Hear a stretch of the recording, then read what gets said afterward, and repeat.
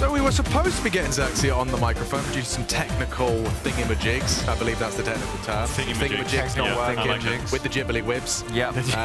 You Those jibbly wibs. Jibbly wibs are misbehaving again. Rats in the system, Look, and I've got frankly, 2 rats here. I was about to introduce you in a nasty one, Drakos.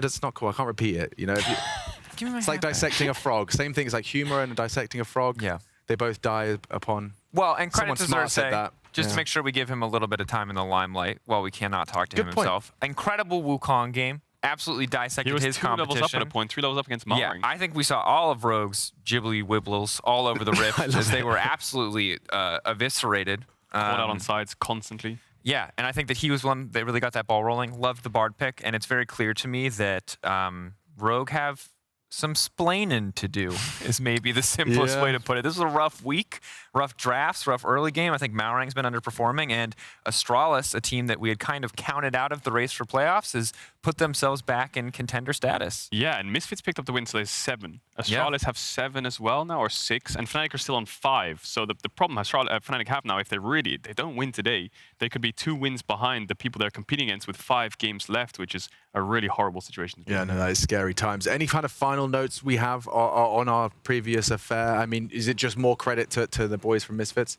I mean, credit to the boys from Astralis. I think at the end of the day, me. yeah, I think that obviously there's still things to work on moving forward, but I'm impressed how every time it feels like we have this team figured out and that they're solved and they're just going to lose, they do manage to come back and find these wins. So credit to them, and stop giving Xerxia Wukong. You can talk about drafts and things like that, but they gave over Nar Talia to Rogue, right? They prioritized GP first pick, so they have their own scrim bubble meta going on where they feel like they've got their comfort picks, and it seems to be working really well. Massive props to Xerxia. I hadn't even considered that there is perhaps, you know, that false info, the way it's been described to me before, where it's working. It's in your mind. This is your winning formula, but when it's in practice, you have a 0-2 week. And I love the Bard as well. You just touched on it. The Lulu counter pick, yes, you can scale really well, but the Bard can just make so many picks. I think Yonhoon, we saw it on Pyke, we've seen it on Bard, incredibly pick potential. And with a player coming into a league from a foreign league with maybe not the best English, seems to be very kind of decisive on where he wants to make those plays. And we were kind of talking about the Talia arms race and looking for counters to Talia. And Talia, when she's not on the wall, obviously not a super mobile champion. Similar case for Elyoya. So I think it was a good heads-up thing. And maybe we can see more answers to Talia coming in the support position with champions. Well, there's no one quite like Bard, but maybe more Bard. You love your Bard. I do love some Bard. Yeah, I like the way he sounds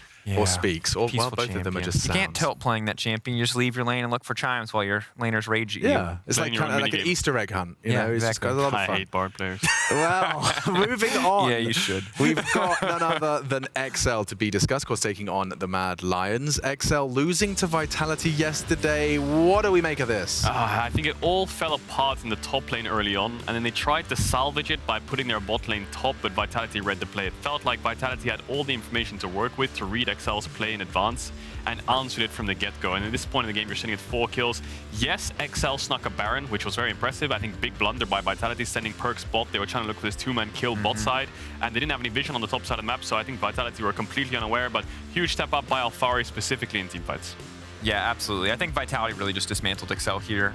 It was a rare, not a rare, but a very good performance. Haru early on, Alphari bringing that home as well. And of course, across the board, it just felt like Vitality were playing very well as a team, empowered partially by the Sivir, which is rising in popularity. So I think for XL, back to the drawing board, time to clean some things up. I'm not loving the Zilean. We've seen it a few times across a few different teams here, and I think that while you can see the logic of outscaling of what this single target revive can do, there's so much AoE in the current meta, and more often than not, by the time your character or your carry has revived or your frontline has revived, the fight is already over. So it can be good, but we have not really seen it be good yet. Okay. We talk a lot about drafts and Talia and Nar and how these power picks are so powerful. We just look at the Astralis and they play something different, but it all, in the end of the day, comes down to execution. Your draft can have an advantage, 50, 60, 70% chance in terms of draft, in terms of scaling, early game, whatever it may be. But if you don't capitalize on what your draft gives you, then there's no real point in talking about the draft in the first place, right? So then you move on to Mad Lions, where they seem to be able to play absolutely anything. They mainly focusing on early game. We've talked a lot about the roaming potential and how Nisqy facilitates that, but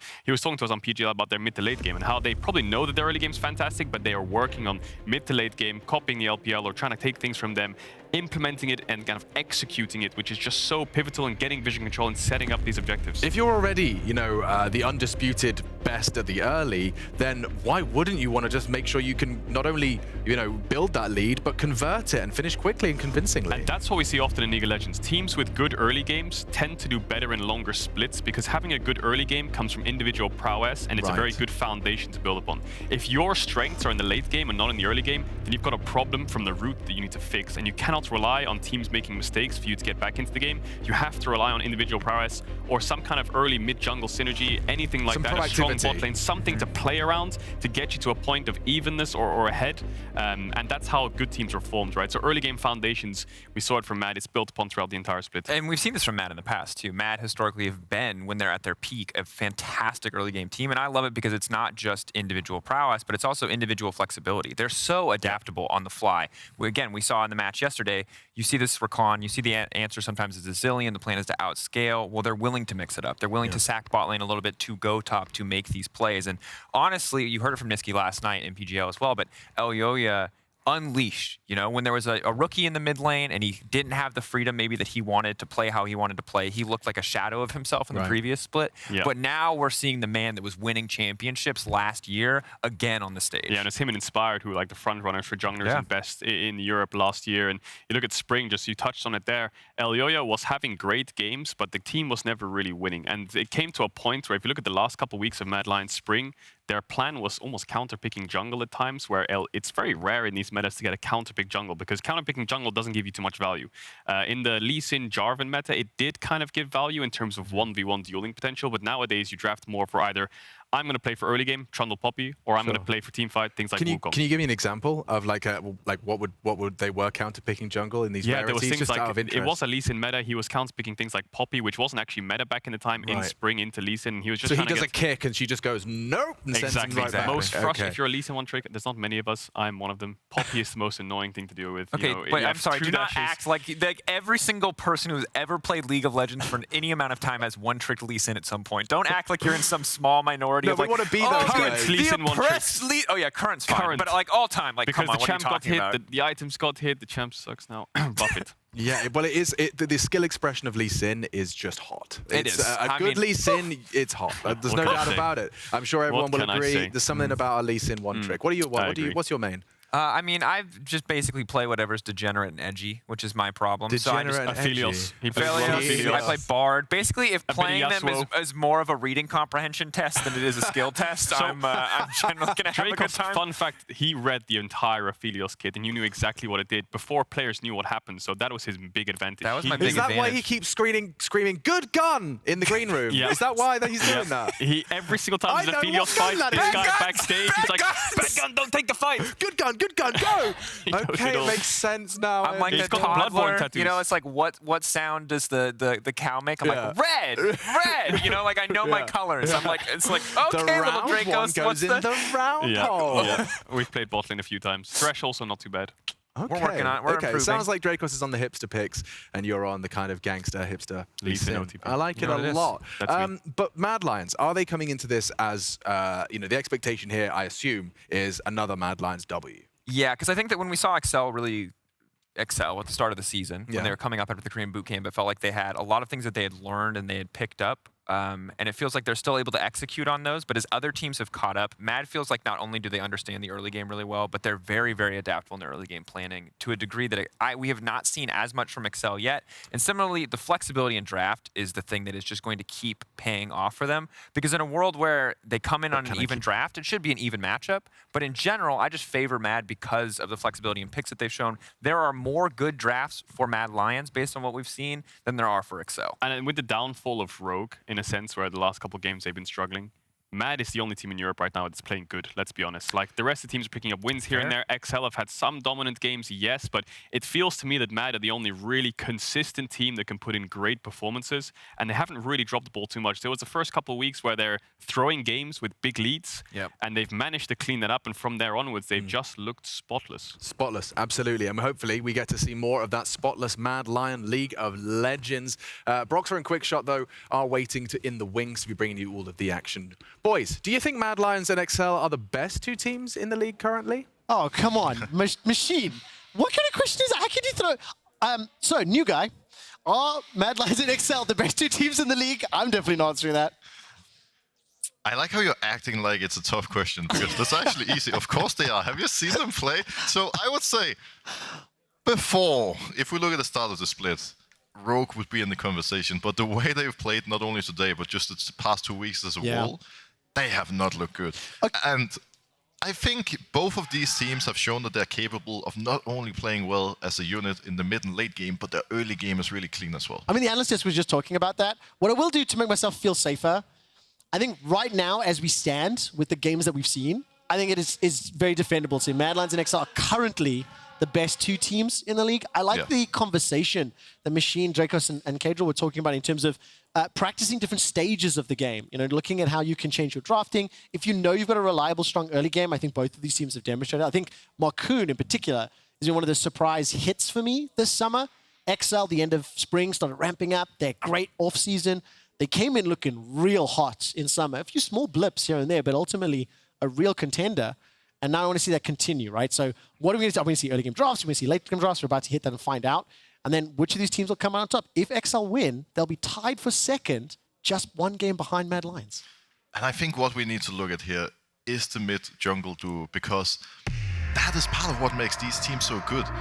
The synergy between Elyoya and Nisqy, as well as Markoon and Nukeduck, has been so good, and it's been setting them up for so many beautiful early game plays.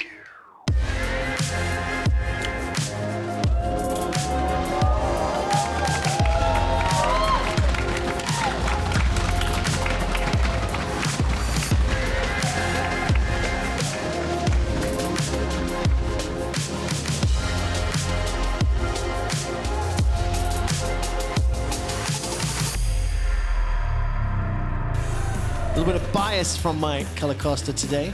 Jungle support duo, love seeing Bard in the bottom lane, just bringing your influence to the stage. I do love it though. Don't get me wrong. Are you saying you're not biased? Oh, I'm extremely biased, of course, yes. The only thing is, I'm not getting called out all the time, right? Well, that's what I'm here for now, to keep an eye on you, clearly. Broxah, let's take a look at this draft now, because we have seen so much game-changing plays and decision-making from roaming supports. Both Kaiser and Mikyx exceptional at those roles.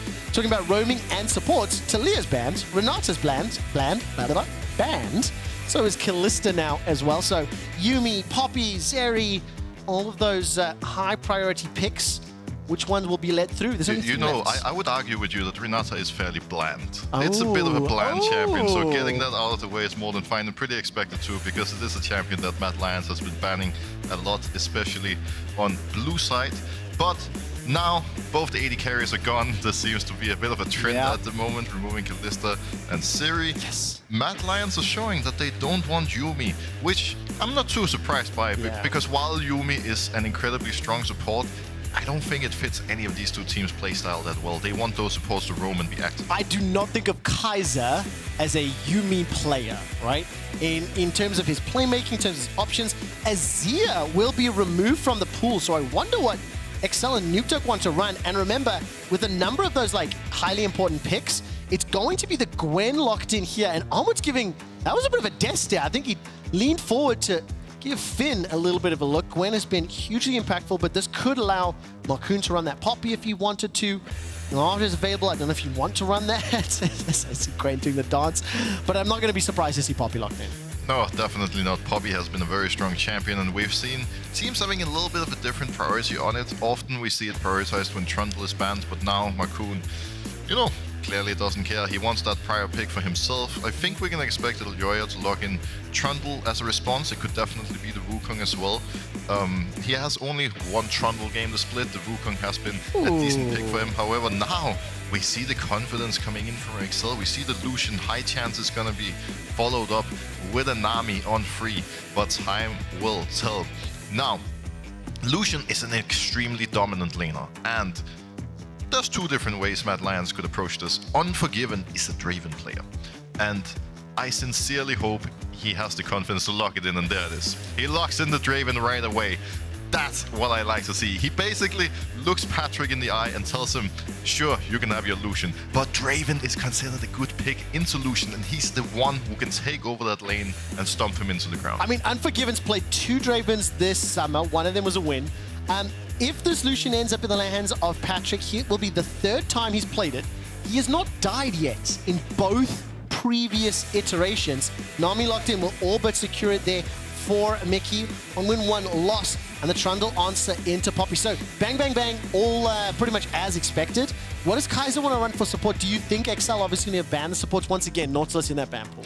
He's going to want something like the Nautilus that's been taken away, something that it can engage, make things happen. Because while Nami, the Enchanter route is so great for Lucian, Draven wants something that can start the fights, that can go for the all-in, partly because Nami, you know, she's annoying to lane against. She's gonna poke you, she's gonna heal, she has great sustain. But once you go on her, she's such an easy target. And that's really what MAD Lions need right now. They need engage, someone who can start the fight. So I'm looking at the likes of a Leona perhaps, maybe a Rakan, just something that can get in there, make things happen, not only in lane, but also when we get to the mid and late game. With Nautilus banned, Kaiser's top 3 champions played ever is Leona with 37 games, then Nautilus 33, and Rakan with 23. One of the other options that could have been engaged is Amumu.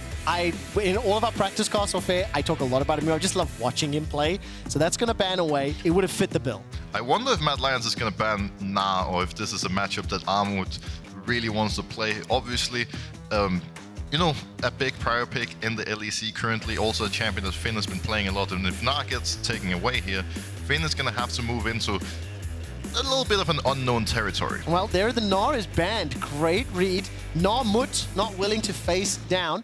Gangplank was banned as well, so that's not available for him. I would expect Excel to take that top laner here, because if they do that, they get the counter pick on mid, and that traditionally is why red side is so strong. Mid lane obviously has a big value. They actually blind pick Akali. Wow.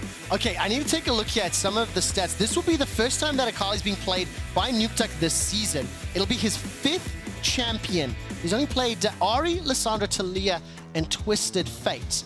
What will be the answer from Nisqy? Remember that Nazir was banned away. Talia was banned away. Lissandra. Lissandra is a champion that Nisqy has been playing a fair amount. She is not bad into Akali by any means, but he does go for the Twisted Fate. This is a, you know, pick that can be fairly tricky in the 1v1, but Nisqy has shown that he's very good on this pick. It's one of his best champions, and I'm confident in him that he's going to be able to, you know, play safely around the Akali, look for the roams and make those plays in side lanes where Akali has a little bit of a tricky time following. 24 professional games, 71% win ratio, and Finn's answer into the Gwen is going to be that Jax. Okay, both compositions, what do you make?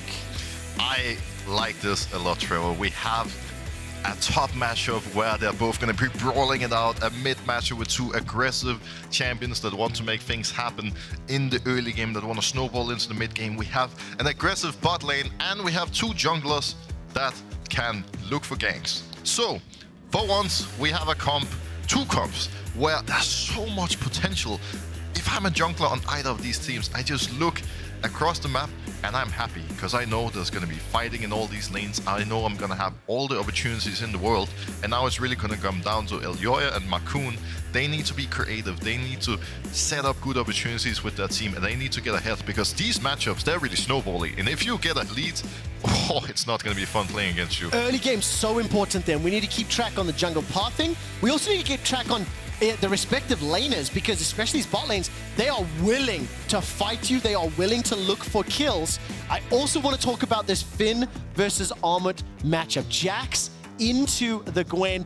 I want to ask your opinion on Finn as a player, as he's been stepping up and surprising and shining all year long. MAD Lions and XL, arguably, maybe definitively, the current best 2 teams in LEC. Let's find out who comes out on top.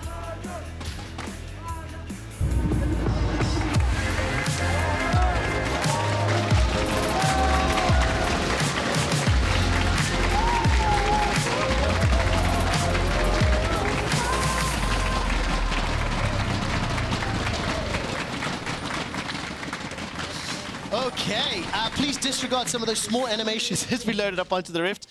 Patrik does not, in fact, have a Hurricane. Nukeduck does not currently have a Death Cap. Broxah, when you hear the players chanting, can you feel that energy with the headsets on when you're sitting on stage and you hear them chanting for a team? It's, you know, it just brings back the memories, because when you sit there with your headset on, you hear the crowd chanting for your team. That's the easiest, the most amazing way of getting that mental advantage, and you just know it. Like, when the crowd goes wild like that, every single player can hear it, whether they like it or not. And if you're sitting on MAD right now, hearing the crowd chanting for Excel, that doesn't feel good. Well, it feels good for me because I love hearing the chant. So Berlin, keep that up. Talking about mental edge, in-game, Unforgiven said, "First strike Lucian, ? To which the reply was yes, and no further dialogue. We take a look at the keystones, the masteries. First strike Lucian, now remember that was locked in, the Draven was the answer. How do you think this, does it have an impact? Does it have a change in your mind and how this lane will play out? Well, it is definitely interesting, because traditionally, I think 9 out of 10 times we're going to see the Lucian run, press the attack. That is what most people go for on the champion. And to be honest, first strike Lucian, Unforgiven clearly isn't too experienced seeing it, neither am I. But sometimes going for those cheesy runes can catch the opponent off guard and give you that little advantage that you need. I love watching that as well when there's a bit of a surprise. Elyoya, level 2, he hasn't leveled up just yet. Pillar of Ice is available. Mikyx already flashed. He's locked behind the championship trophy. First blood, Unforgiven on the Draven. But worth noting that last game we saw a Trundle level 2 gank that essentially led to Rogue losing the entire game. And now, sure, we get the level 2 gank. Sure, it works to get the kill on the Draven. Flash. But now Markoon is ready on the other side. He's looking for the play. He channels the Hex Flash. He goes over the wall. This is going to be a trigger one for Armut. Heroic charge into the wall. And the kill was taken away. Not done yet. Patrik's underneath the tower, forced to flash. Ignite burning, 100 HP to go. He will survive for now. And Mikyx makes his way up. Broxah, you talked exactly about it. Both compositions, lots of options. There's lots of aggression in Elyoya. There's no ways he goes for this again, does he? But I really like what Markoon is doing here. Look at the minimap. Markoon based right away. He knows he needs to help his bot lane, so he goes for the top lane. Bases immediately moves down, but he's gonna be a little late. Elyoya doesn't even care that he's being spotted. He just walks into lane, shows his dominance.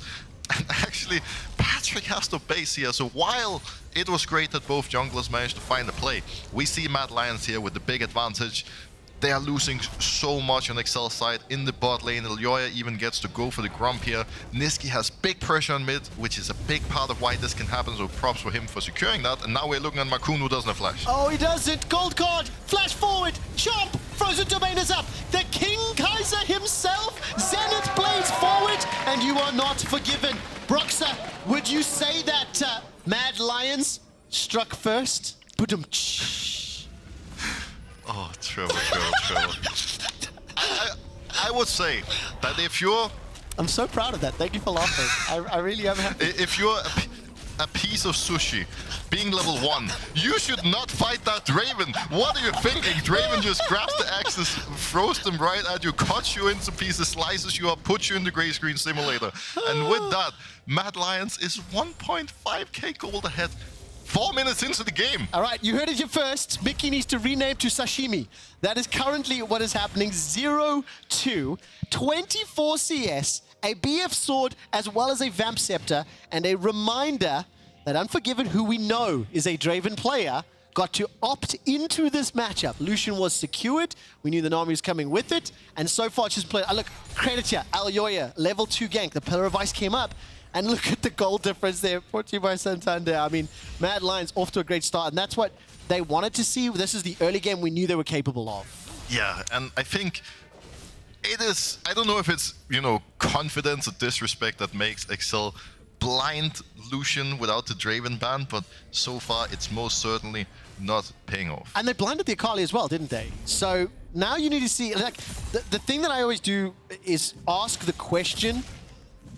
What was the team hoping? How do they want to play it out? You know, do you want to see the influence on those picks, right? And right now, they're in a disadvantageous position. And it was pretty much what you expected from the draft. But the one thing I like that you mentioned, Broxah, was how it can be snowbally.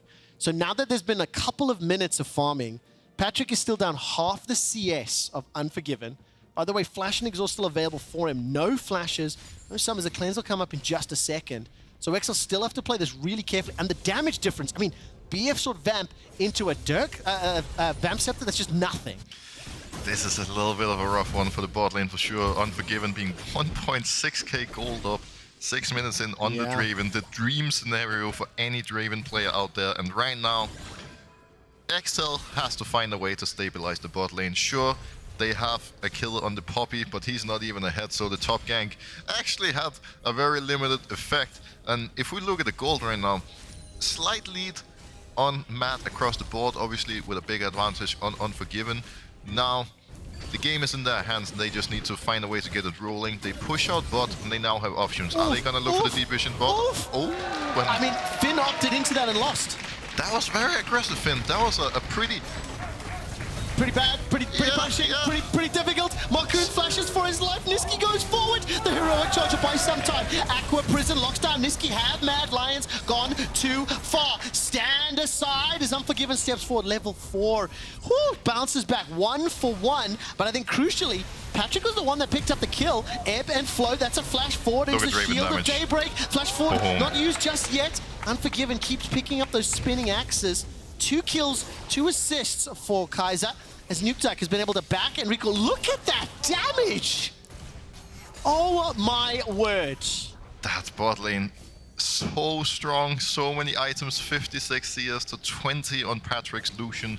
So far we are seeing Mad Lions with so many good plays, a little bit of a hiccup from Nisqy going a little bit aggressive for the kill and trading 1 for 1. You generally don't want to do that when you're ahead. You gotta see that snowball coming in cleanly, but at the same time, overall, great play from Mad. They've been in control this entire game, starting from the solo kill top, and you know, the success is only continuing on the bot side. I just realized as well that Destiny Gate, giving all the information possible, gate channeled, Markoon just locked in place. Nisqy picking that TF into the Akali. I think that was the first Destiny we've seen used, manages to find the goal. Real old school thing is talking about that as Shen ultimate. So you want to see an advantage from the first pick because of how big those cooldowns are. And it does allow 2 assists to be secured there by Nisqy. We see the aggression here from Kaiser. Unfortunately, didn't manage to hand the kill over to Unforgiven. But obviously, still great scenario for Matt all around. Dragon is available.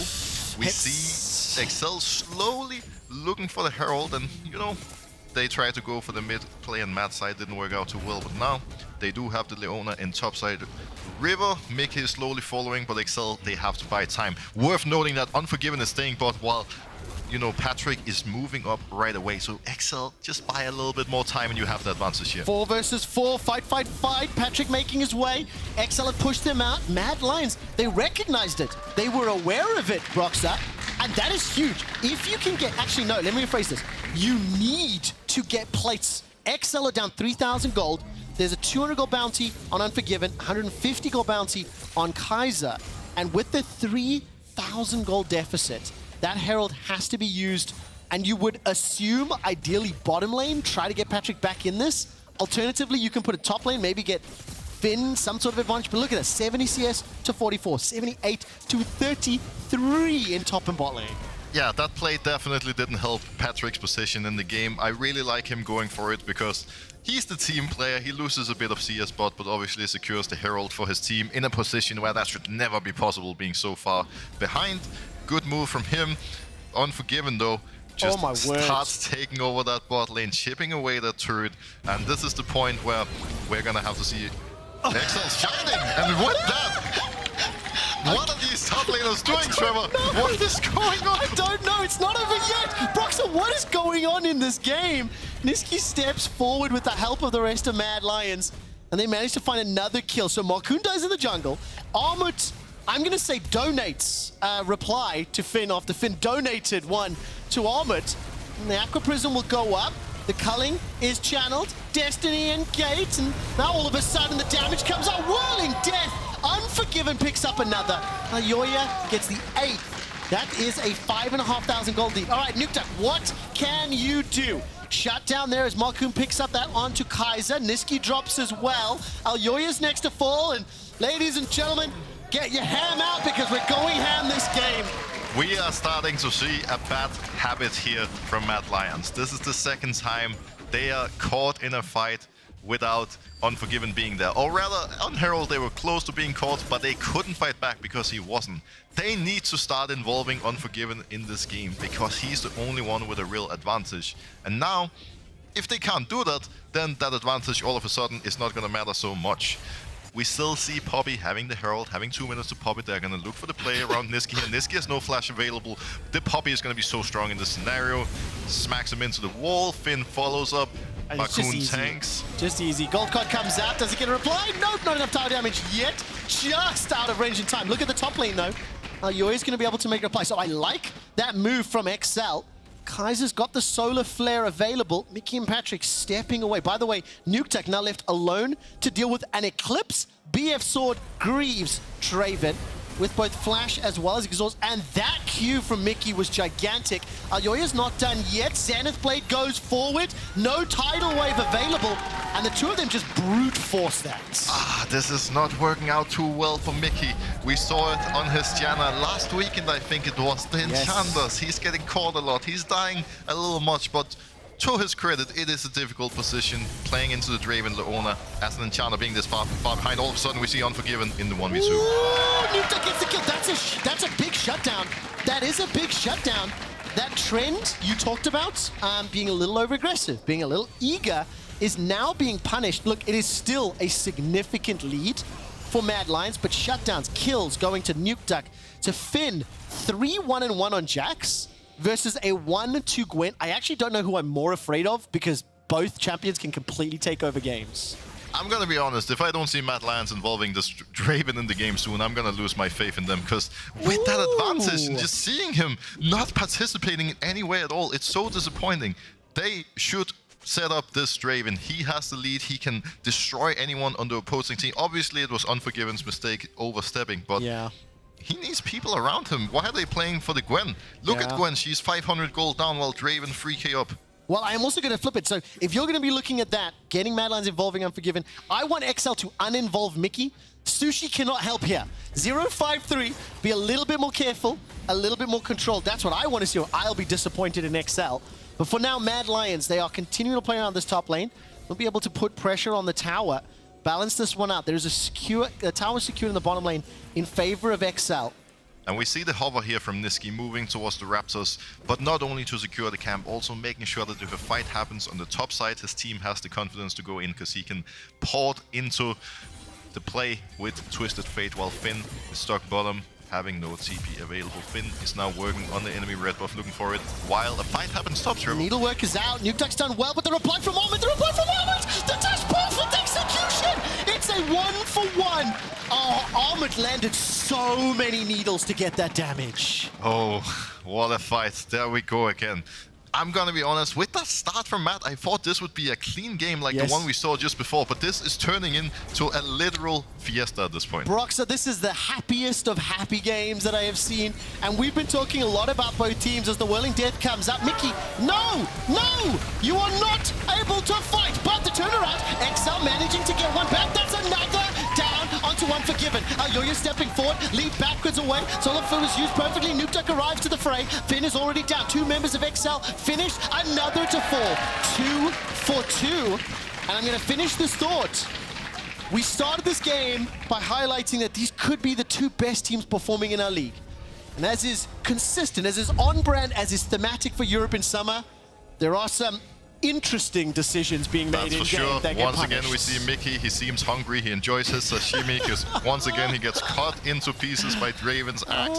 Unforgiven, out of position, in a little bit of an aggressive spot. Impossible for his team to peel for him in that scenario. I believe he had no summons available, so he simply couldn't get out. Once he's taken down, well, things get a bit tricky, because as we know, the entire advantage is on the Draven. Akali ports in, they secure the kill, and once again, XL coming out on top. I mean, I'm loving this because 15 minutes in, that gold lead is not ballooning. The fact that kills are being secured by carries, and yes, there's a Bloodthirster as well as that Eclipse already sitting in Unforgiven's pockets. Broxah, I will ask, this happens fairly often. Players just get involved in these bloodbaths, these brawls. They are so fun to watch. If both teams just kind of commit to it, like, well, that's it, we're going all in, it's just like a scrim.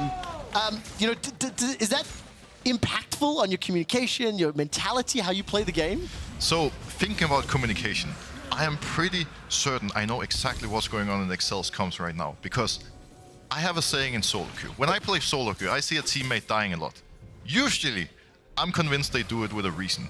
Obviously, Mikyx wouldn't go 0-6 without a bigger purpose in mind. Okay. He is playing for the 2-digit deaths, Trevor. He wants the 10-death power spikes. And when he gets that, it's like, you know, slowly building up for that Exodia. Now we see it again. He goes for the 8th death, secures it in just a moment, actually flashes out. No, Nisqy comes in, get that death. Boom, taken down, one step closer to the 10 deaths. Broxah, you are so optimistic. Nukeduck joins the fray. He's now looking for a kill into Nisqy Unforgiven. Is it chase Markoon out? Markoon's going to be able to use that steadfast presence, but does get taken down. And unfortunately, while Mikyx really wants to die some more this game, he manages to take his teammate down with him. Not ideal for XL. We see MAD Lions getting so much value from the Herald here as well. They're grouping, looking for the tier 2. Berlin, Berlin, Berlin! Oh! Charge up, charge up, charge up, charge up! Yes! There we go. MAD Lions ultimately decided not to go for the tier 2. I agree with that decision because now they base, they get tempo, and then they can pressure again. We see Mikyx here. Look at that fish. What is he doing? He's standing all alone in the enemy jungle. Tries to flash out, but Nisqy is ready. Takes him down. I'll tell you something, Broxah. All of that streaming practice is doing such amazing work on your storytelling and your ability to set up. I did not expect the 10-death power spike to be how that story ended. And it does such a great job. It is still 3 deaths away before Mikyx activates the Exodia power. And right now, Finn with the level advantage jumps into the scissors of Armut. We've seen these two trading back and forth. I do want to draw everyone's attention to the gold differences at the bottom of your screen. 500 gold in advantage to Finn, 300 Elyoya, 600 to Nukeduck. But the big one is bottom lane, Unforgiven 4k, Kaiser 1.4k. So if Nukeduck or Finn or Markoon can keep Unforgiven busy to allow some of the other members to do well, this gold deficit may not be as impactful. I will admit, though, it is still large. It is still MAD Lions in a very favorable position. It is definitely a big gold lead, but so far MAD has given us 0 reason to believe that they know how to snowball with this Draven. He got so far ahead so early into the game. They haven't played around him in any way possible. It feels like they barely have an AD carry, which doesn't make any sense to me. But hopefully soon enough, they will set that Draven up for success. Maybe this is going to be the opportunity. Once again, looking for Mikyx, but this time around, he luckily enough has the plan available. There's not too many casts where I actually get involved in hoping a player dies, but I kind of want to see it. See whether or not Mikyx can get to 10 deaths and then turn the game around. We'll find out. Wait, have XL flanked MAD? Have XL flanked MAD? Teleport's coming in. Finn's looking for Unforgiven. Steadfast presence. Unforgiven flashes away to safety. The tidal wave's already been used and the death is whirling, but no one has died. The needles go forward, and despite my excitement, nobody goes down. Everything was under control, clearly. For a moment, I thought Unforgiven was going to be caught out again, but not this time around. It was all planned, of course, baiting out that summoner from Finn. Obviously, losing Draven Flash is not ideal. It's going to make things a little bit tricky for MAD Lions in the Drake fight that's coming up in 1.5. But, you know, who do you think is going to win this next fight, Trevor? Because at this point, I'm not actually sure. Bro, it is impossible to say. What I will do to give you it, I think there is 55% chances that MAD Lions will win the fight, and 45 in favor of XL. What I will say, neither will be a clean win. What we've seen consistently through these skirmishes, interesting flank options, bold or brave warding decision-making, destinies that have caught people off guard. So it's been a game full of fun moments. And once again, MAD Lions, look, starting to step forward, challenging some of this vision. There's control ward inside MAD Lions' own jungle. We're 50 seconds to Dragon. So potentially this next fight, Broxah, could be around the Dragon. It does look like once more MAD Lions trying to push these waves out. They've got good deep vision. They might be making the first move. As in fact, it's Kaiser. Is he Hex flashing forward? I mean, let's see what happens here. Markoon. This is a bold move, Cotton. Nukeduck's coming in from the side. The culling is charged. Keeper's Verdict flies out. Did you see that calling damage? Yeah, it's because I didn't. It felt like he was just tickling Kaiser a little there. 5 seconds for the Whirling Death and 20 seconds for the Dragon fight. So Tidal Wave down, Markoon's ultimate down, Patrik's ultimate down. That is impactful for the team fight, but also we've only had 1 Dragon in 20 minutes. We've had 25 kills in 20 minutes. So I don't think you have to fight for this next Dragon here. XL can concede it. I think at this point, after failing that engage, it is more than fine for Excel to just take it slow, give up the dragon. You don't have any control around it, and that's exactly what they do. We see Markoon channeling the base. Finn is going to try to push out top wave on the other side. And now, once Markoon comes back in the map, maybe they can look to set up Baron. Hard for them to, you know, get the position to do so, but they have one chance right now while MAD Lions is spacing. Wow, there we go. There's gold lead again. It is stable. It's about 3 to 4 gold. I think I actually have a button I can show you this. Right, so that gold lead, yes, it has peaked at 5,400, but it's starting to taper out. And the benefit of that amount of gold becomes diminishing as the game goes on. Because as I get rid of this, 2 items completed for Patrik, 2 items complete for Nukeduck. Yes, Unforgiven has 3. But when you start to add up and realize that these fights have been chaotic, there are opportunities for Finn, for Markoon, for Nukeduck to find influence throughout the course of them. And look, we're setting up for another engage. Nukeduck, do they fancy a fight under the tower? I mean, I wouldn't put it past these teams, Broxah. Yeah, I'm really excited to see if Finn can manage to do something with this lead on Jax, because Jax is not a champion that we're seeing a lot in the LEC, but with these items, not only is he going to have a lot of damage, he's also going to be fairly hard to take down, and he is the one that Excel needs to step up and take over this game right now. Obviously, maybe soon enough, Nukeduck can come online. Not too much faith in the Lucian, considering he's 4k down at this point.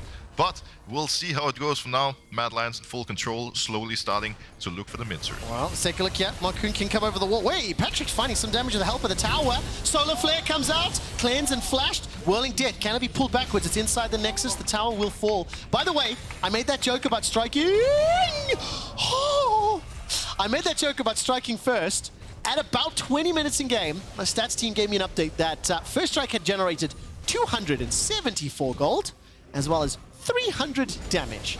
Not one person wooing? I'm not sure that was worth.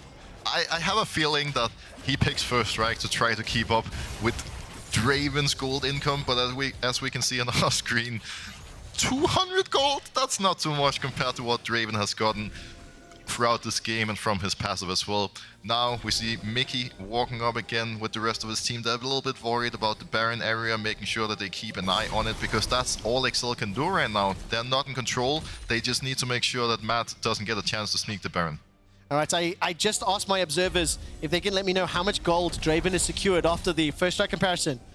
It's 1,019 gold. 1,019? Yes, that's correct. That is what I got from my observers. They will correct me if I've misspoken, but 1019. So that 274, bruh, you got to try harder. Okay, 2 minutes to the next dragon. Baron is being contested. The game has slowed down. We've been able to catch up with it. There's now 25 kills at 24 minutes.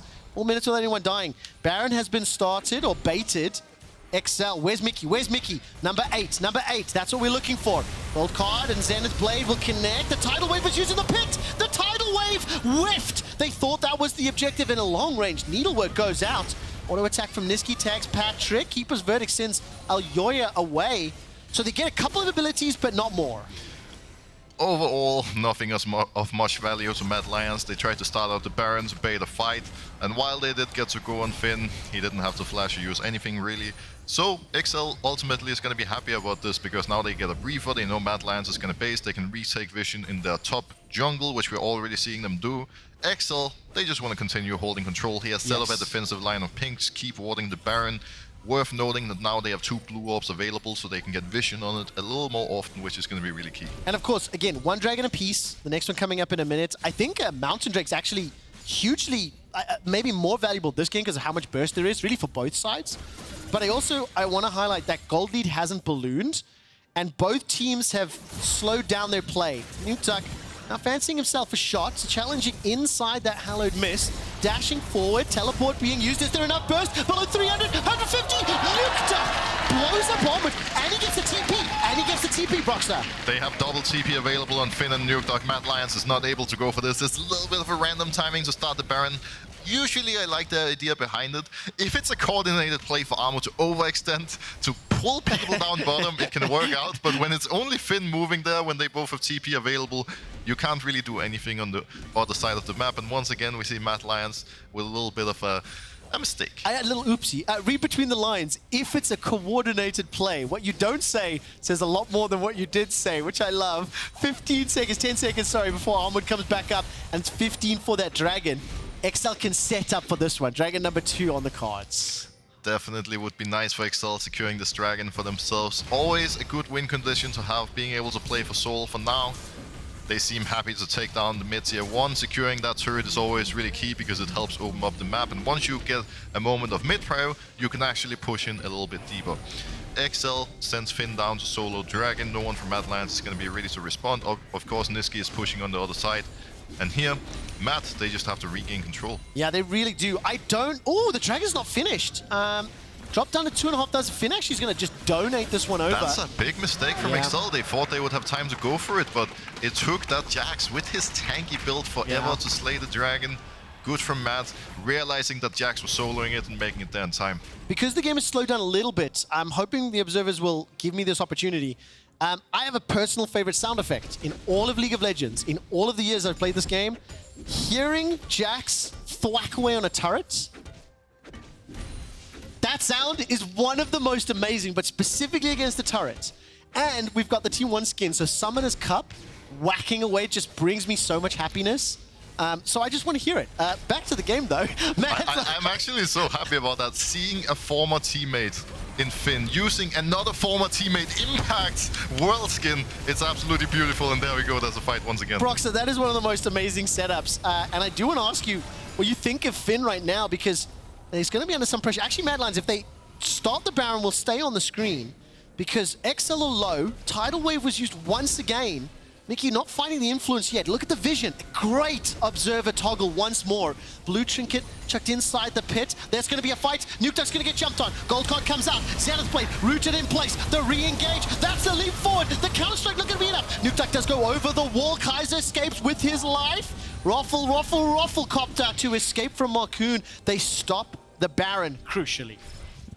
Rufflecopter? Yeah, I just, every time I see Poppy spinning and not throwing it, it just makes me think of a Rufflecopter. This reminds me of gaming when I was like 10 years old, you know. That's what we said back then. Times haven't changed clearly. Broxah, I can appreciate that. I never grew up. My dad always said to me, I'll never grow up. My toys will just get more expensive. And it's so true. You know what we say nowadays? That was a little bit of an Omega lol, Trevor. Omega lol. Exactly. You're already learning. I'm so proud. Now, there's a lot of fighting going on this game, but it never really leads to anything. 3 minutes on the Drake, MAD basing, and all of a sudden, while there's still the gold lead on Draven, they haven't been able to use it at all, and the game is quite even. No flash available. Counter-Strike finds the stun. I want to take a moment, just be a little bit more selfish, as I have been. Finn, as I play, coming back to Europe, a lot of people not expecting a lot at the beginning of spring. A lot of people surprised by the end of spring, and now in summer, kind of, you anticipate good performances.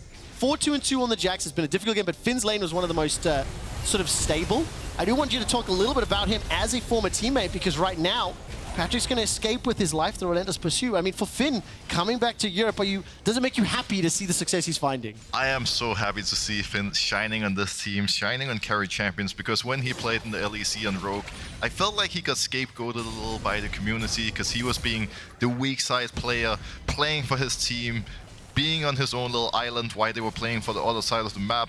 Last year on CLD, he wasn't set up for success either, and now with a really strong team, a really good structure around him, and especially here in summer after their Korean boot camp, this guy has been so good, and I'm so happy to see it. The versatility from XL is surprising, right? Because we've seen them play around top, middle, jungle. We see on the bottom lane there, Nukeduck getting enough damage onto Nisqy to force the Destiny. 1 minute and 30 seconds until Dragon's up.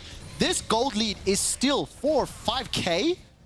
I don't care about it anymore. Up until 20 minutes, I was still terrified for XL because of what MAD Lions have done, and despite their mistakes, still fully expected, and they are still in control. Please don't misread that. But with how the fights have gone, with how XL scaling, with the options they have, is they got 3-4 items, they can blow up Unforgiven. He's still the entirety of that gold lead, pretty much. He has 4 items at this point, while we see Patrik finishing the IE and getting his third. The lead on this Draven is absolutely ridiculous, but both teams do have pretty decent scaling. We see them looking for the play on Markoon, but they're going very deep into the enemy jungle. Don't chase too far, don't chase too far, don't chase too far, or chase too far! Chase too far! XL trying to turn around. No damage from the culling. That literally did nothing. Admittedly, a lot of people sidestepped. Is there a re-engage opportunity? Nukeduck stepping forward. Finn has got the teleport. Their mandate was Imperial. And Armut will pop his golden trinket. Finn, however, is about to make it to the tower. Gold card. Here we go, that's step number 8 secured. Number 8 on the cards. 2 away from the power spike. Thank you for Jax. I don't think we can hear it. Yes! That was just for me. That was literally just for me. Thank you. That is amazing. While Finn's in the bottom lane, the rest of Mad Lions starting the Baron. Teleport coming in. Mikyx down for another 15 seconds. Markoon is low. Has flash available to him. Kaiser goes forward. Nukeduck is chunked out. No ultimates from Unforgiven. Follow Unforgiven. Finn is locked in place. Leaps over to a ward. Flash forward from Elyoya. Chomped, snipped, cut. No needles just yet. He escapes. Finn escapes. Now, Mad Lions, do they go back to Baron? Finn tries to be the raid boss, goes in for the 1v5, and while being a big Jax, not quite enough at the level where he can do that yet. As a result, Excel, unfortunately for them, has to give up the Baron. And Mad Lions, while playing really sloppy macro this game, does get the objective for themselves. Excel on the other side gets the Dragon. I mean, second Dragon apiece is now 6k, 5k gold lead. With the ability to push those side lanes, this now spreads the advantage, right? You have a Twisted Fate, you have a Gwen that are very well set up to use this buff. And then you've got Unforgiven that's buffed up. So the fact that they can apply pressure through just not Draven is going to help Mad Lions. This is going to be a tricky one for Excel, but I really like what they're doing here because they have to strike before Mad Lions get set up in the 1v1. If they can do that with Gwen and TF splitting from the team, it's going to be so hard for Excel to defend. And right now, they're lingering in the fog of war, looking for the play. Markoon gets a little bit impatient. Armut knows it though. We see him playing back, so props to him. Excel does get the bot wave. Nisqy base from top.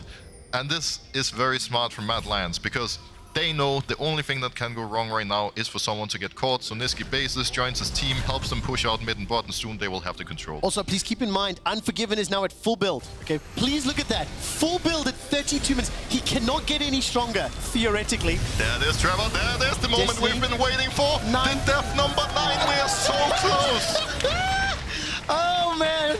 Now 9-0, 9, and 3. Mikyx KDA is wrecked. I loved seeing from Armut a few moments ago that sort of patience. I can't believe I'm celebrating patience in this game, but we haven't seen too much of it.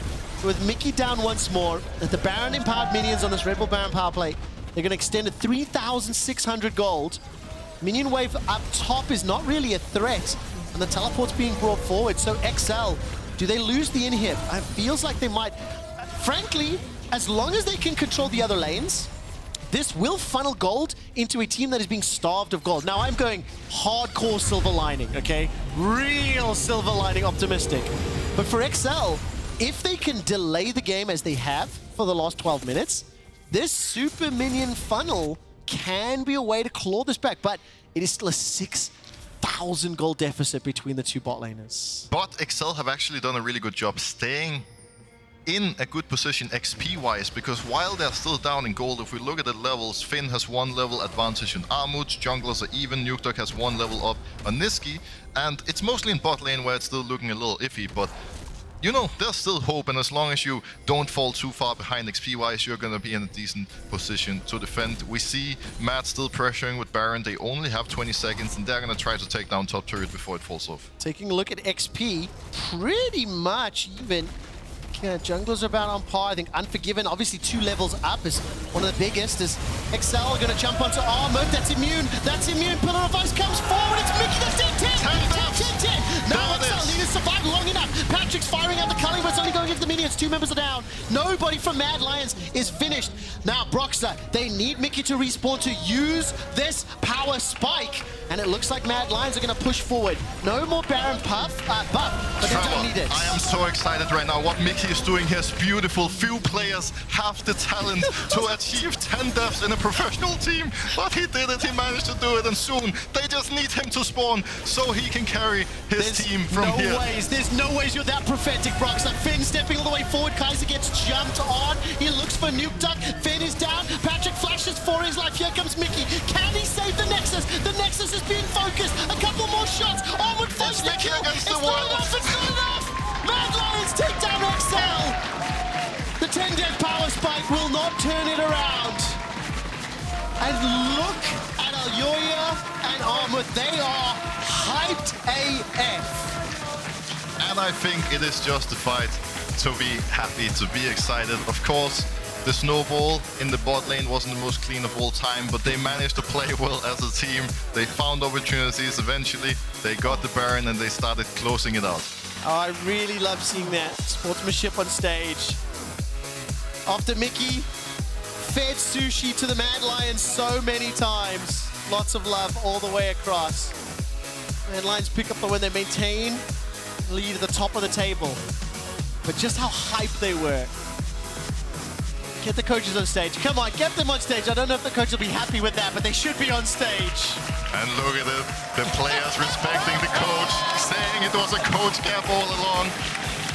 There it is. You love to see it. Sharing the love. Coach gap all along. Descend into the madness. You're not locked in. I'm not locked in here with you. You're locked in here with me. That was the belief of the approach. Man, I messed that up, didn't I? Oh, you're always flawless, Trevor. Always perfect, always on point. But that was a nice game. That was exciting. You really, really elevated that game, Broxah. I think we've had 5 games this weekend. We've had really close control matches yesterday. We've had a one-sided fast stomp, a one-sided slow stomp, and now the truest Clown Fiesta ever. I felt so at home in this game. Usually I see the Yasuo starting the Smosh, but the Nami, that's a new one. I can appreciate that. Player of the game nominees at LEC on Twitter. Elyoya, Unforgiven, and Kaiser. I'm going to see, what did a really smart man say once before? Unforgiven, unforgiven, unforgiven, I think is how I would play that one out.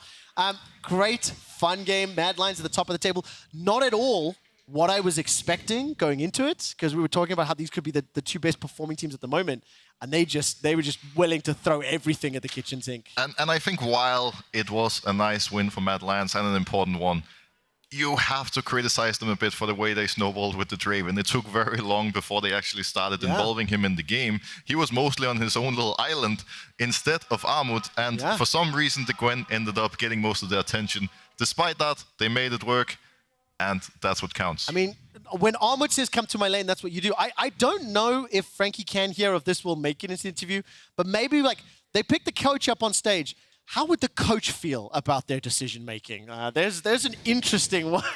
I'm getting some looks. I don't know if I'm ruining the plan. Well, to be fair, if you are, sitting as a Mad Lions player and Armut gives you the death stare, you have to come top. You don't have a choice. Well, there we go. Let's go to Armut with the death stare.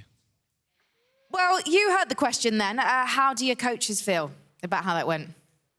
Sorry, can I... I think that the question that Quickshot posed was about how your coaches felt about how that game went. How our coaches felt. Have they said anything to you? I mean, I think they were happy because the game was like, I think it was quite funny to watch because early game we were like fist fight. We were like just fighting each other. Like, for example, me solo killing Finn, then I died to him, then bot lane happens. Like, it was a really fun game, to be honest. I was going to ask, how did you feel about the top lane matchup? Because Finn was making you sweat quite hard. I think in this matchup, Gwen wins the 1v1, but if Jax gets one lead, then Jax starts winning. This is what I think. You do have quite a similar approach to the game. Now, last week, though, XL's Markoon was saying that he thinks they've got stronger laners than you. What do you think? They think they have stronger laners than us. Oh, yeah. I mean... Never has so much been said by a single sniff. Let's talk then about the fact that things slowed down in the middle game. Do you think that maybe you gave a little bit too much respect to XL? Did you let the game breathe too much? I don't think it's about the respect we give. I think it's just like, we could have played much better, but we just failed. It's not like that we scared or something, we just like failed. We need to get better at this because we are like no top team of the LEC, so we have to be like, show to everyone how is the best team of the Europe. What did you fail in exactly? Sorry, what did you fail in exactly, do you think? I think we played our mid game like really bad. Like the side lanes, went to group, went to go side lane, for example. I mean, I had some deaths on the weak side, which should not happen, for example. We mis-execute some engage and stuff, like these kind of mistakes. But you can surely fix those. And also, I have to ask about Elyoya yesterday, saying that actually he doesn't think you're the best team in the LEC. He thinks Rogue is, but today... No. After that interview, he came to the car I was in, and he said, I missaid what in the interview. So he thinks Rogue is the second best team after us. Oh. Yes. So you're basically the PR person for Mad Lions. Yeah. Did you give him a little slap on the wrist for misspeaking? Did I do what? Sorry. Did you give Elyoya a slap on the wrist for misspeaking? No. Okay, fine. Fine. We've already covered the man has no arms, so, you know, it wouldn't be very nice. he feels it quite strongly. But this man, he does have muscles, so maybe you can take Elyoya to the gym. We are going to still hear from that man himself, Elyoya. He is going to be on the sofas with the boys after this short break. So, if you haven't heard enough from the Mad Lions, have no fear, because they are going to be with you very shortly indeed.